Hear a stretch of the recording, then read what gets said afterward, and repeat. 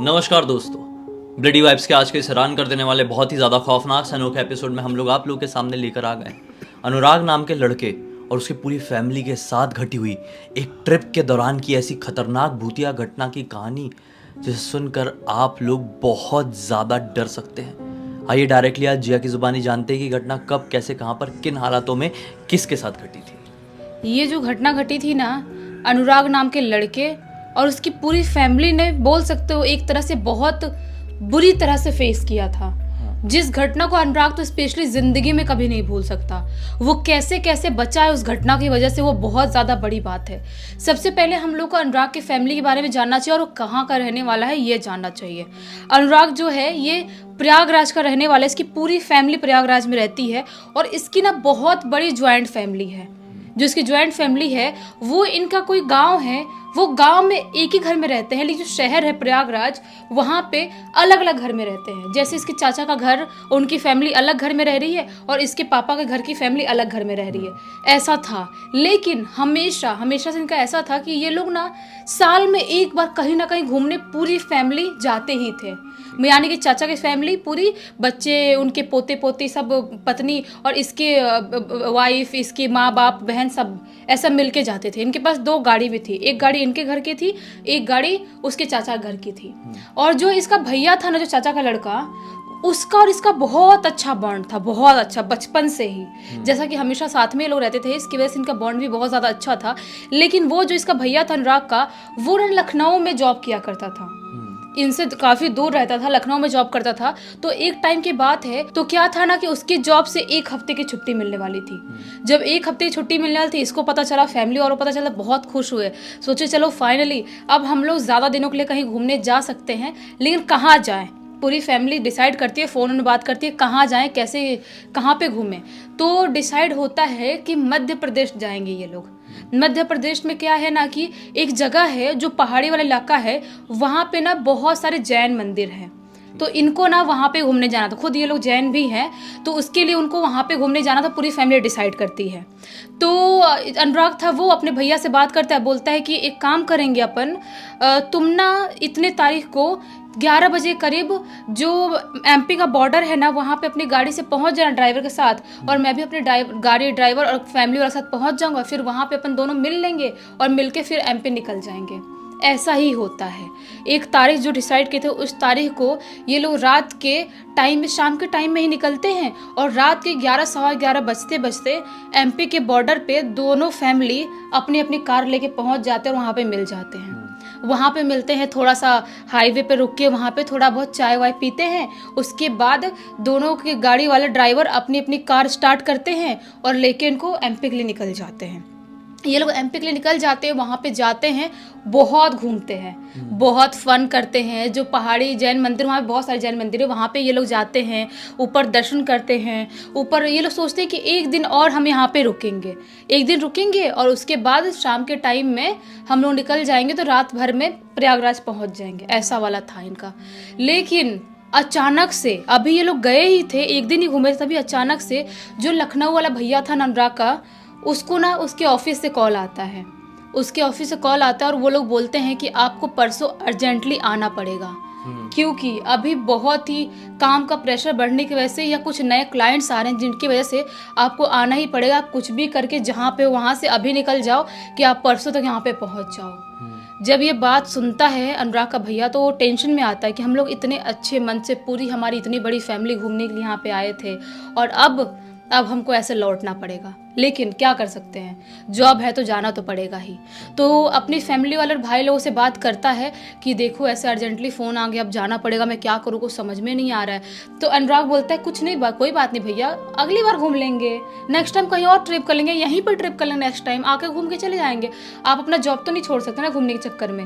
एक काम करते हैं, आज रात को ही हम लोग 8-9 बजे करीब निकल जाते हैं। पूरी रात भर ड्राइवर लोग ड्राइव करेंगे और उसके बाद सुबह सुबह होते होते तक दूसरे दिन हम लोग पहुंच जाएंगे। और दूसरे दिन सुबह दोपहर से आप लेके जो भी ट्रेन या बस जो भी लेना या कार से आप लखनऊ के लिए निकल जाना।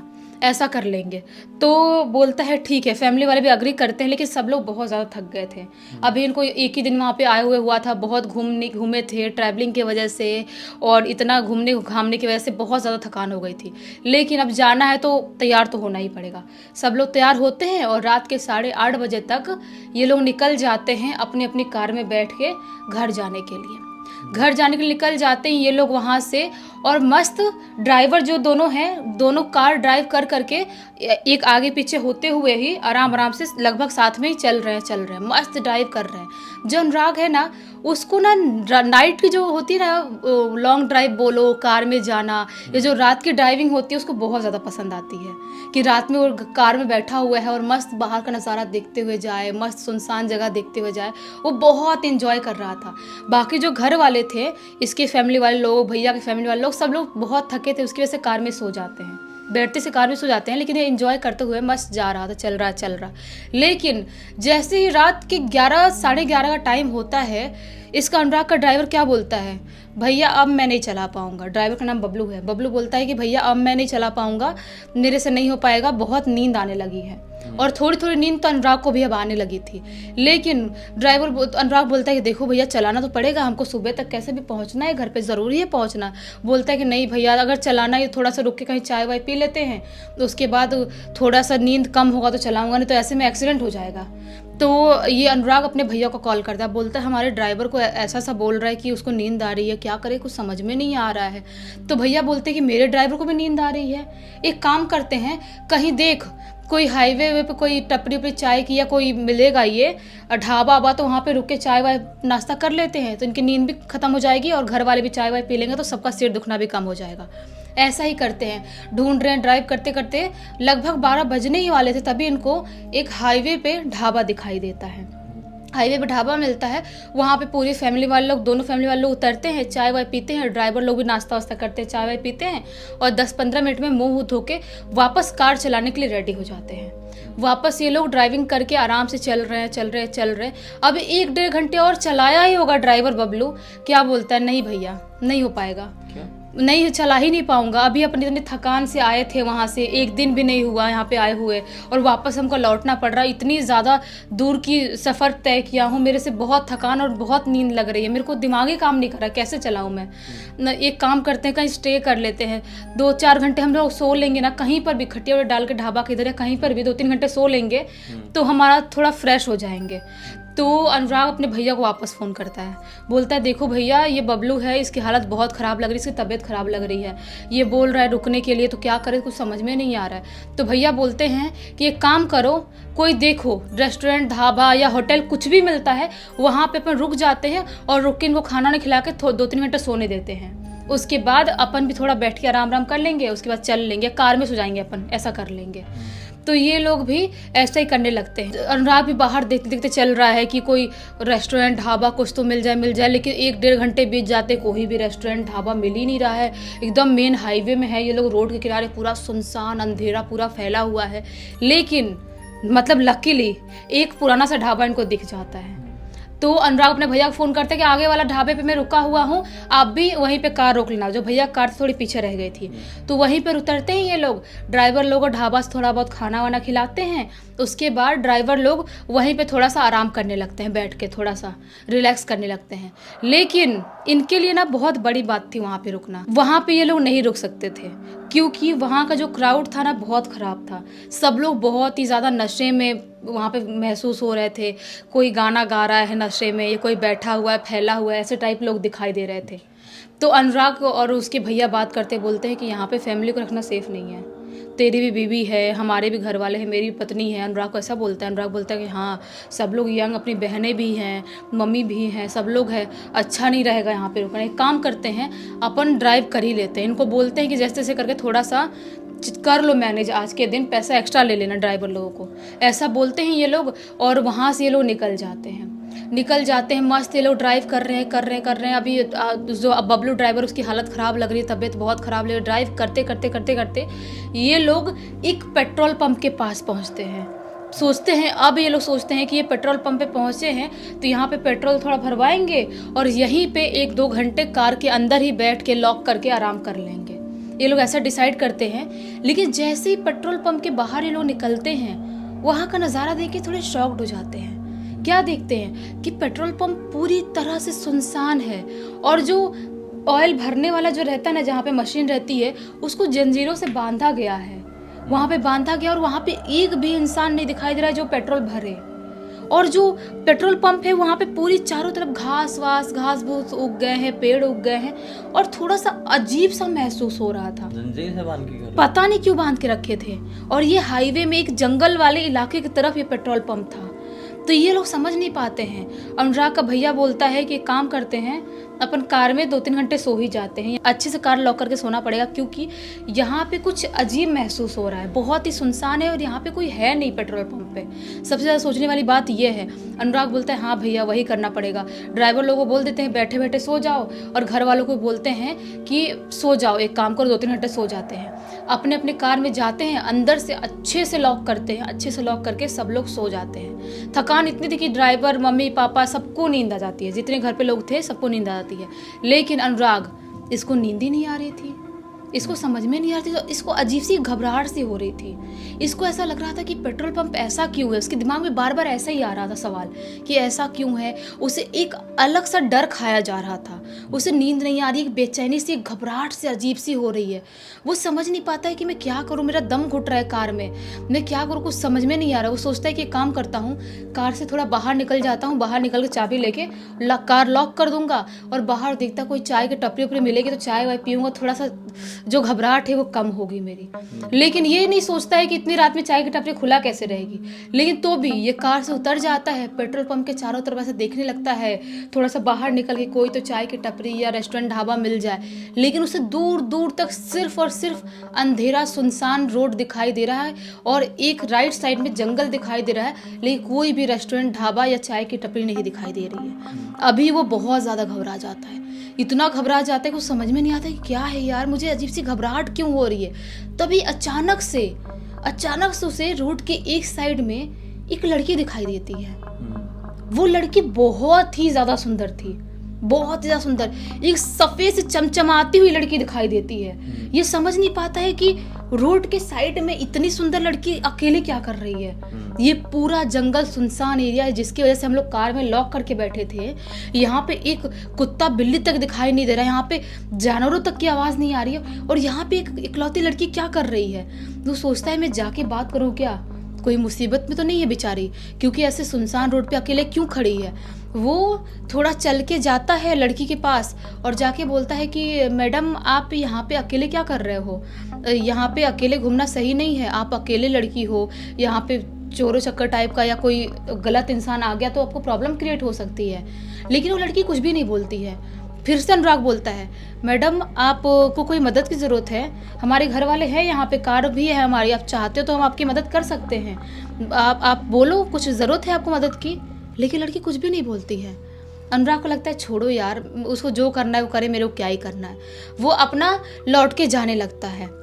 लेकिन जैसे ही वो लौट के जाने लगता है, वैसे ही जो लड़की थी जो वहाँ पे खड़ी थी, वहाँ से हट के वो जंगल जो था ना, जंगल इलाका, उस तरफ बढ़ने लगती है। अनुराग वापस मुड़ के देखता है तो शॉक्ड हो जाता है कि ये लड़की जंगल की तरफ क्यों जा रही है। लेकिन तभी उसके माइंड में एक थॉट आता है कि हो सकता है कि जंगल के अंदर ही उसका कोई घर होगा, उसकी फैमिली होगी, या उसकी फैमिली जंगल में होगी, फंस गई होगी, जिसकी वजह से वो जा रही है, परेशान नजर तो आ रही थी शक्ल से। तभी अचानक से जो लड़की जंगल की तरफ जा रही थी ना, वो जोर जोर से रोने लगती है। चलते चलते बहुत ही जोर जोर से ऐसे रोने लगती है, जोर जोर से। इसको समझ में नहीं आता कि इतनी जोर जोर से क्यों रो रही है। ये जो लौट के जा रहा था अनुराग, वो अपना लौट के जाना बंद करता है और वो लड़की के पीछे जाने लगता है। वो लड़की जंगल के अंदर बढ़ती जाती है, रो रही है, बढ़ रही है, रो रही है, बढ़ रही है। इसको अब यकीन हो जाता है कि पक्का लड़की को कुछ ना कुछ दिक्कत है, उसकी फैमिली और साथ कुछ तो हुआ है, जंगल में उसकी फैमिली फंसी हुई है, तभी ये लड़की इतनी बुरी तरह से रो रही है। वो उसके पीछे पीछे जा रहा है, लड़की आगे आगे जा रही है। जाते जाते अचानक से झाड़ियों के अंदर पेड़ के पीछे पता नहीं कैसे वो लड़की कहाँ गायब हो जाती है, अनुराग को दिखाई नहीं देती है। अनुराग घबरा जाता है, अभी तो रोते रोते जा रही थी और अभी अचानक से गायब कहाँ हो गई। अब होती है उसे गंदी वाली घबराहट। उसको ऐसा लगने लगता है, अंदर से एक झटका सा लगता है उसके दिल में। उसको ऐसा लगता है कि हो ना हो ये कोई लड़की नहीं थी, ये कुछ तो अलग चीज थी जो जानबूझ के मुझे अपने पीछे लेके आई थी, तभी वो अचानक से गायब हो गई है। उसके ना माइंड में बार बार यही थॉट्स आ रहे थे, नहीं वो लड़की नहीं हो सकती, इतनी सुंदर लड़की यहाँ पे सुनसान जगह पे रोड के इधर कभी कोई नहीं घूमेगी। अरे कोई भी लड़की यार, बुढ़े औरतें तक नहीं घूमते इतनी रात में यहाँ पे, और इतनी जवान लड़की यहाँ पे क्यों घूम रही थी। अब वो सोचता है कि मुझे यहाँ से भागना चाहिए, लेकिन जब ये सोचता है वहाँ से भागना चाहिए, वो वक्त बहुत देर हो चुका था। क्या होता है कि वो जब वहाँ से भागने के लिए निकलना चालू करता है ना, वो जंगल में रास्ता भटक जाता है। उसे समझ में ही नहीं आता है कि मैं कहाँ से घुसा था और कहाँ से निकलूं, कैसे जंगल से बाहर निकलूं। चारों तरफ उसका दिमाग खराब हो गया, भाग रहे बाहर निकलने की कोशिश कर रहा है, पूरा जंगल उसको महसूस हो रहा है चारों तरफ, लेकिन वो बाहर नहीं निकल पा रहा है। भागते भागते वो एक बहुत ही अजीबोगरीब जगह पे पहुंच जाता है, एक अजीबोगरीब जगह पे जहाँ पे चारों तरफ नींबू ही नींबू फैला हुआ है। पूरे जंगल में एक एरिया है जहाँ पे इतने बड़े बड़े, कुछ नींबू में सिंदूर लगे हुए हैं, तो कुछ नींबू कटे हुए पड़े हैं, कुछ में कीले चुभोए हुए हैं, कुछ काले पड़े हैं, और बहुत सारे जैसे नींबू किसी ने ट्रक से लाके वहाँ पे गिरा दिए, इतने सारे नींबू वहाँ पे पड़े हुए हैं। अब वो चीज़ देख के और ज़्यादा घबरा जाता है, उससे अब महसूस होने लगता है कि ये कुछ भी ठीक नहीं है। और जैसे वहाँ से भागने वाला होता है, वैसे ही उसे अचानक से नींबू के इधर ही लेफ्ट साइड में एक लड़की बैठी हुई दिखाई देती है। नींबू जहाँ पड़े उसके लेफ्ट, हाँ लेफ्ट साइड में एक लड़की बैठी हुई, उसके पूरे बाल खुले हैं और पूरे बाल ऐसे आगे तक लटके हुए हैं, और वो बैठ के जोर जोर से ऐसे कर करके रो रही है, जोर जोर से, बहुत ही जोर जोर से रो रही है। उसको देख के घबरा जाता है, लेकिन अब वो सोचता है कि ये जो भी लड़की है वो नॉर्मल तो नहीं हो सकती, यहाँ पे जो भी वाइब मुझे क्रिएट हो रही है, जो महसूस हो रही है, वो सही नहीं है। वहाँ से वो जैसे ही भागने वाला होता है, वैसे वो लड़की झटके में खड़ी होती है, और जैसे वो लड़की झटके में खड़ी होती है, उसका जो बाल ऐसे आगे था ना, वो सब पीछे उड़ता है, और उसकी शक्ल दिखाई देती है। उसकी शक्ल हूबहू उसी लड़की जैसे दिखाई दे रही थी, जो लड़की उसे रोड के साइड खड़ी हुई दिखाई दी थी। लेकिन उस टाइम पे वो लड़की बहुत ही सुंदर और नॉर्मल दिखाई दे रही थी। अभी उस लड़की की शक्ल पूरी तरह से जली भुनी टाइप दिखाई दे रही थी, जैसा किसी ने उसकी आधी शक्ल को पूरी तरह से भून डाला हो, वैसी दिखाई दे रही थी। उसको देखता और जोर से चीखता है, वो लड़की भी जोर से चीखती है और इसकी तरफ भागना स्टार्ट करती है। अब ये समझ जाता है कि मुझे अब सिर्फ भैरव बाबा के अलावा कोई नहीं बचा सकता, अब मुझे ये लड़की मार डालेगी, ये लड़की कोई ना कोई पिशाचनी डायन या चुड़ैल है जो मेरे पीछे बहुत बुरी तरह से पड़ गई है। वो वहां से भागना स्टार्ट करता है, और वो घबराते हुए भागते हुए भैरव बाबा का मंत्र पढ़ना चालू कर देता है। मंत्र पढ़ रहा है, भाग रहा है, मंत्र पढ़ रहा है, भाग रहा है, लेकिन वो जो लड़की उसके पीछे भागते भागते आ रही थी, अचानक से वो लड़की उसके सामने आ जाती है, और लड़की उसे बहुत जोर से धक्का मारती है। जैसे वो लड़की धक्का मारती है, वो गिरता है और उसके सिर एक पत्थर से टकराता है, बहुत जोर से उसके सिर में चोट लगता है। और अब वो समझ गया था कि मैं शायद जिंदा नहीं बच पाऊंगा, और जोर जोर से भैरव बाबा का मंत्र पढ़ना चालू कर देता है, भोलेनाथ को याद करना चालू कर देता है। काल भैरव बाबा की बहुत बड़ा भक्त था। वो बोलता है कि बाबा सिर्फ आप ही मुझे बचा सकते हो इस चुड़ैल से, अब मुझे कोई नहीं बचा सकता। उसकी आंख बंद होने लगती है, लेकिन वो खुद को संभालते संभालते वापस से उठता और भागने की कोशिश करने लगता है। भाग रहा है, उसकी आंख के सामने पूरा अंधेरा हो रहा है, क्योंकि चोट लगने की वजह से उसको बहुत ज़्यादा खून भी बह रहा था और घबरा भी रहा था। अभी वो भाग रहा होता है ना, तभी अचानक से उसे महसूस होता है कि मेरे पीछे से बहुत सारे लोगों की चिल्लाने की आवाज़ सुनाई दे रही है। और जैसे वो पीछे मुड़ के देखता है, क्या पाता है, बहुत सारे शैतान टाइप दिखने वाले लोग मेरे पीछे भाग रहे हैं और जोर जोर से चिल्ला रहे हैं। वो तो भी हिम्मत नहीं हारता है, काल भैरव का मंत्र पढ़ते पढ़ते भाग रहा है, भागते भागते थोड़ी दूर और आया ही है, उसे सामने से आते हुए एक बुढ़ा सा इंसान दिखाई देता है। वो बुढ़ा सा इंसान कोई नॉर्मल इंसान नहीं था, वो एक अघोरी बाबा होते हैं ना, वैसा इंसान दिखाई दे रहा था। उसके ना गले में कुछ अजीब सी मुंडों की माला होती है, थोड़ी अलग सी, वो पहन के रखा है। पूरे शरीर में भस्म लगा हुआ है, और वो इंसान के साथ 5-6 कुत्ते आ रहे हैं। अब वो देख के और ज़्यादा घबरा जाता है। उसे समझ में नहीं आता कि पीछे ये चुड़ैल और भूत मेरे पीछे पड़े हुए हैं, और आगे से दिखाई देने वाला, सामने दिखाई देने वाला आंधी भी इतना खतरनाक दिखाई दे रहा है। उसके साथ इतने सारे कुत्ते हैं जो घुर्राते हुए भागते हुए आ रहे हैं, वो मुझे मार तो नहीं डालेंगे। वो घबराते घबराते बहुत सोचता है जो भी हो मैं भागना नहीं छोड़ूंगा। भागते भागते उस इंसान के पास पहुंचता है। और वहां पे पहुंच के वो गिर जाता है। जैसे ही वो गिरता है, वो बेहोश होने ही वाला होता है, बोलता है बाबा, काल भैरव बाबा मुझे बचा लो, वैसा बोलने ही वाला रहता है। तभी अचानक से जो इंसान उसके सामने से आ रहा था वो उसके पास आके खड़े हो जाता है और जोर से चिल्लाता है, बोलता है हिम्मत है तो तुम लोग आके यहाँ पे दिखाओ, मेरा कुछ बिगाड़ के दिखाओ। और जो कुत्ते इंसान के साथ आ रहे थे ना, वो अचानक से जोर से जो उधर से आत्माएं आ रही थी उनके इधर स्पीड में जाके अटैक करते हैं। और जो आत्माएं अभी तक भागते हुए चिल्लाते हुए आ रही थी उनकी आवाज बंद होती है और वो गायब हो जाती है। और यहाँ पे अपना अनुराग भी बेहोश हो जाता है। उसके बाद उसे कुछ भी नहीं पता कि क्या हुआ, वो आदमी कौन थे, कुत्ते कौन थे, उसको कुछ भी पता नहीं चला। मैं समझ गया कौन थे। हाँ, अचानक से उसकी आँख खुलती है 1-1.5 घंटे बाद। ये टाइम हो रहा था 3:30 बजे 4 बजे का। आँख खुलती है, देखता है कि मैं ऐसे ही जंगल के बीचों बीच पड़ा हुआ हूँ। लेकिन वो महसूस करता है, अपने सिर को ऐसे हाथ लगाता है तो वहाँ पे उसको चोट भी महसूस नहीं हो रहा है। ना ही उसे चोट महसूस हो रहा है, ना ही खून निकल रहा है जो थोड़े टाइम पहले 1-2 घंटे पहले निकल रहा था। और वो उठता है और उठ के वापस से भागना स्टार्ट करते हैं। भागते भागते ये वो पेट्रोल पंप के पास जाता है, पुराने पेट्रोल पंप के पास। वहाँ पे जाता है, उसकी पूरी फैमिली परेशान खड़ी है वहीं पे निकल के बाहर। वो देख के इसके घर वाले, इसकी मम्मी पापा इसको बहुत चिल्लाते हैं, बोलते कहाँ चला गया था इतने रात में दूर, जंगल की तरफ से क्यों आ रहा है तू, कहाँ गया था। ये रोने लगता है, इसका रोना कंट्रोल नहीं होता है और रोते रोते घर वालों को सारी बात बता देता है। घर वाले समझ जाते हैं कि यहाँ पे कुछ ना कुछ शैतानी शक्ति थी जिसके वश में हमारा बेटा जंगल की तरफ गया था और वो शायद मर जाता अगर काल भैरव बाबा उसको बचाने के लिए नहीं आते। क्योंकि वो जो कुत्ते के साथ जो अघोरी बाबा जैसे दिखाई दे जो आए थे वो स्वयं काल भैरव बाबा थे। वो तो मैं समझ ही गया था। मतलब सोचो, लेकिन वो वहां से उस टाइम पे निकले, अपने घर आए, लेकिन अभी 2 महीने हो गए हैं, अभी तक उस घटना को बिल्कुल भी पूरे फैमिली वाले और अनुराग कोई नहीं भूल पाया है। सही बात है। और इस कहानी से बहुत बड़ी सीख भी मिलती है कि कैसी भी सिचुएशन में फंस जाओ, कितनी भी डरावनी सिचुएशन क्यों ना हो, कितनी भी अच्छी सिचुएशन क्यों ना हो, ऊपर वाले को कभी मत भूलना, क्योंकि ऊपर वाले की नज़र हमेशा आपके ऊपर रहती है। आप कैसे हालात में हो उसमें डालना भी उनका ही काम होता है और उन हालात से निकालना भी उनका ही काम होता है। यहाँ पर काल भैरव बाबा की क्या, उनका अगर एक कुत्ता भी होता ना तो ऐसे सैकड़ों हजारों भूतों की छुट्टी छुड़ा देता। और यहाँ पर तो खुद वो बचाने के लिए अपने भक्त को आए।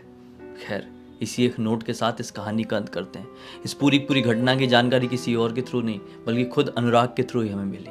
तब तक इस वीडियो को देख लिए हैं तो लाइक ज़रूर कर देना, चैनल को सब्सक्राइब करके बेल आइकन दबा के ऑल के ऑप्शन में क्लिक करना, क्योंकि इसी तरह के हैरान कर देने वाले खौफनाक वीडियोस डेली आप लोगों के सामने लेके आते रहते हैं। इंस्टाग्राम की लिंक इस वीडियो के डिस्क्रिप्शन बॉक्स में मिल जाएगी, डायरेक्टली वहाँ पर पहुँच जाना। और इसी तरह की कोई भी कहानी, टॉपिक या जानकारी आप लोग के पास भी तो लिख भेजना। हो सकता है हमारा अगला वीडियो कल आपके हिसाब से ही बन रहा हो। तो चलिए कल फिर से मिलते हैं, तब तक के लिए बहुत बहुत धन्यवाद। आपका दिन शुभ हो।